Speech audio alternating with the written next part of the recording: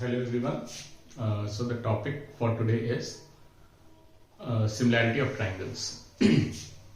तो similarity of triangles class 10 CBSE ICSE दोनों में ही पूछा जाता है. तो पहले बेसिक समझ लेते हैं सिमिलैरिटी होती क्या चीज है. तो कोई भी गिवन दो फिगर्स हैं, उनको हम कब बोलेंगे कि वो सिमिलर है. तो अगर आप सिमिलैरिटी पढ़ रहे हैं तो मैं ये उम्मीद कर रहा हूं कि आपने कॉन्ग्रुएंसी ऑलरेडी कवर कर लिया होगा अब तक. तो कॉन्ग्रुएंट फिगर्स अगर आपने पढ़ा है तो कॉन्ग्रुएंट फिगर्स में आपको ये पता होगा कि जो कॉन्ग्रुएंट फिगर्स होते हैं वो हर एस्पेक्ट में सेम होते हैं. जैसे कि एग्जांपल अगर हम लोग लें तो जैसे दो कॉइन्स है 10 रुपीज के, और उन दोनों कॉइन्स को अगर एक के ऊपर एक रखा जाए तो आप ये देखेंगे कि जो ऊपर रखा हुआ कॉइन है वो नीचे रखे हुए कॉइन को परफेक्टली ओवरलैप करता है. तो दोनों कॉन्ग्रुएंट फिगर्स होंगे.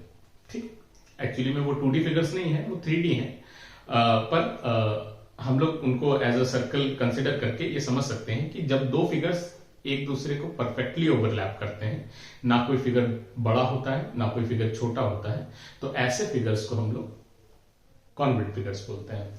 लेकिन सिमिलर फिगर्स का क्या मतलब है? सिमिलर फिगर्स का मतलब ये होता है कि वो फिगर्स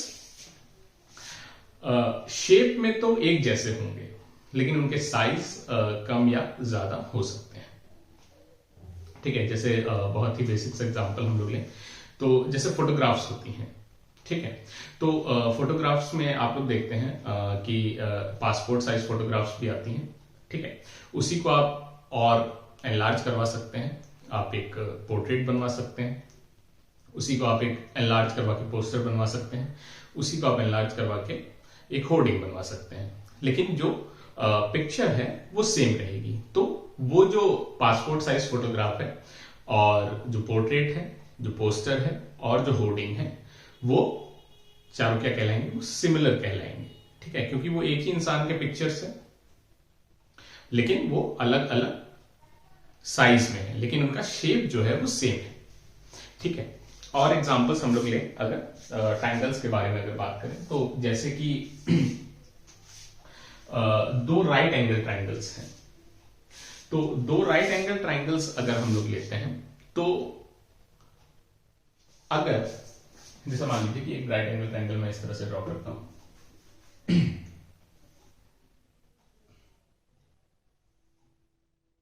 जिसका एक एंगल 90 है, एक एंगल 60 डिग्री है और दूसरा एंगल 30 डिग्री है. ठीक है, वहीं मैं एक दूसरा राइट एंगल ट्रायंगल ड्रॉ करता हूं. इसका भी एक एंगल 90 डिग्री है, एक एंगल 60 डिग्री है और एक एंगल 30 डिग्री है. ठीक है, तो आप यहां पे देख सकते हैं कि दोनों ही राइट एंगल ट्रायंगल हैं. तो एक एंगल तो सेम हो गई already because we are right angle, और बाकी के दोनों एंगल्स भी यहां मैंने सेम दिखाए हुए हैं. पर आप ये देख सकते हैं कि इसका साइज जो है वो कम है.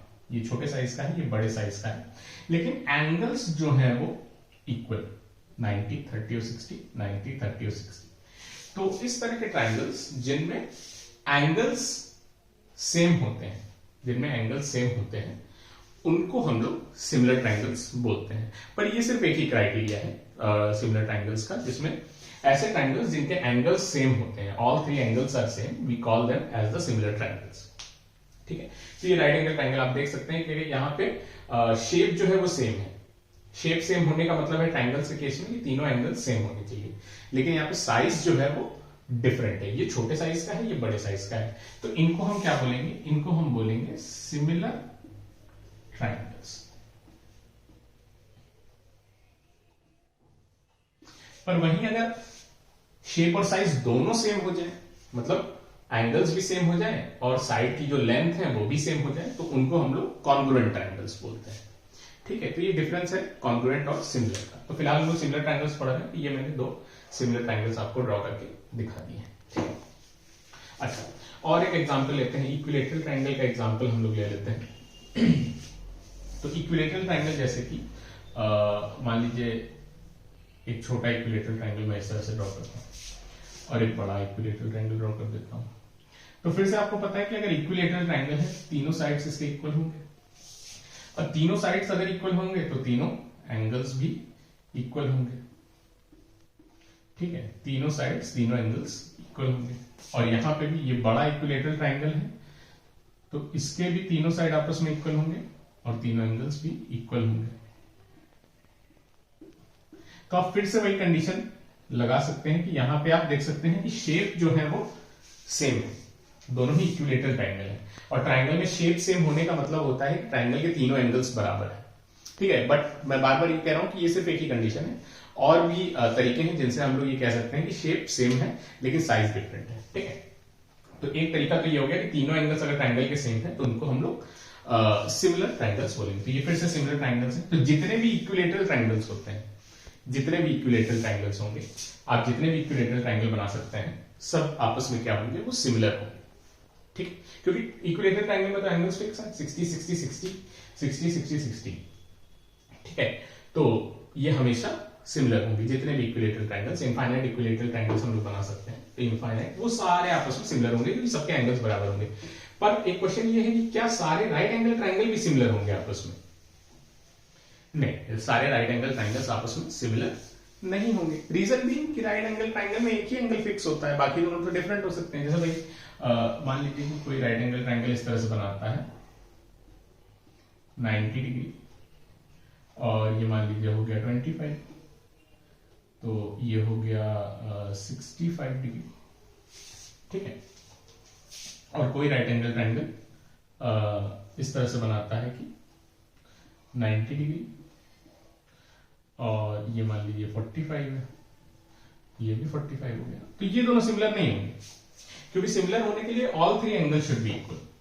ठीक, तो ये सिमिलर राइट एंगल ट्रायंगल्स नहीं होंगे। तो सारे राइट एंगल ट्रायंगल सिमिलर होना जरूरी नहीं है, लेकिन सारे इक्विलेटरल ट्रायंगल्स बेशक जो है आपस में सिमिलर होंगे। ठीक है, ये तो बात होगी। ठीक है, अब आते हैं कि सिमिलर ट्रायंगल्स में रूल क्या होता है, कैसे पता कर सकते हैं कि दो ट्रायंगल सिमिलर हैं।